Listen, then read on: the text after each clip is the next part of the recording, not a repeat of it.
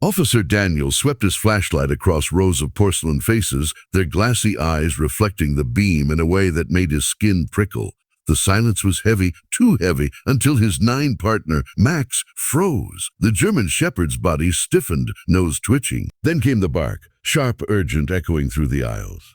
Daniel's pulse quickened. Max wasn't wrong, ever. The barking grew more desperate as Max pulled Daniels toward a back wall lined with towering shelves of dolls. Some were wrapped in plastic, some stacked neatly in boxes, but all of them watched with hollow stares. Max clawed and whined at one particular section, teeth bared, not at the dolls themselves, but at something behind them.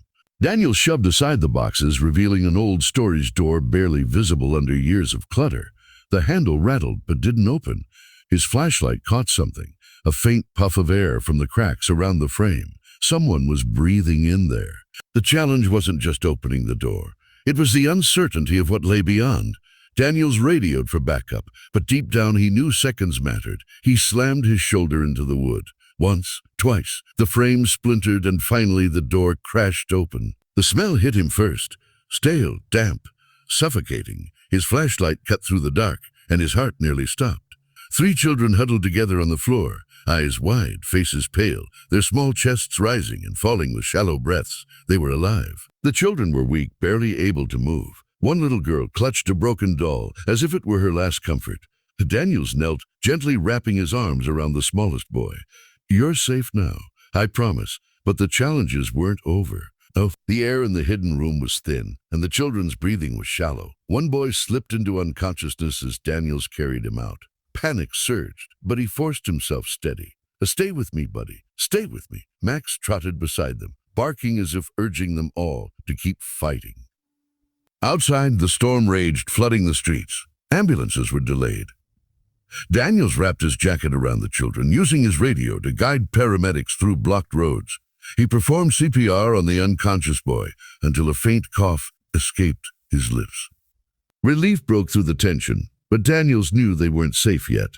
Minutes stretched like hours. Finally, sirens pierced the storm. Medics rushed in, lifting the children onto stretchers, oxygen masks covering their fragile faces. Daniels stood soaked, trembling, his hand resting on Max's head. The dog pressed close, steadying him.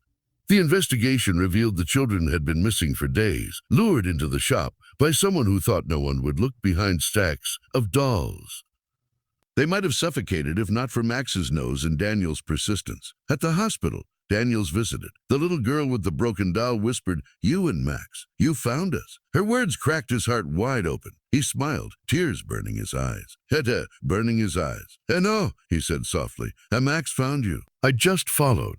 That night, Daniels sat in the quiet of his home, Max curled at his feet.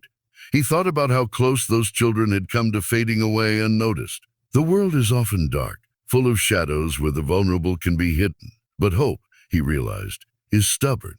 It barks. It scratches. It refuses to give up until the truth is uncovered. And sometimes that hope has 4 legs and a faithful heart.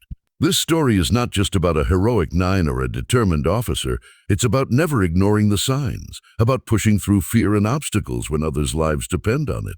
And above all, it's about the power of loyalty, instinct, and courage, even in the darkest places.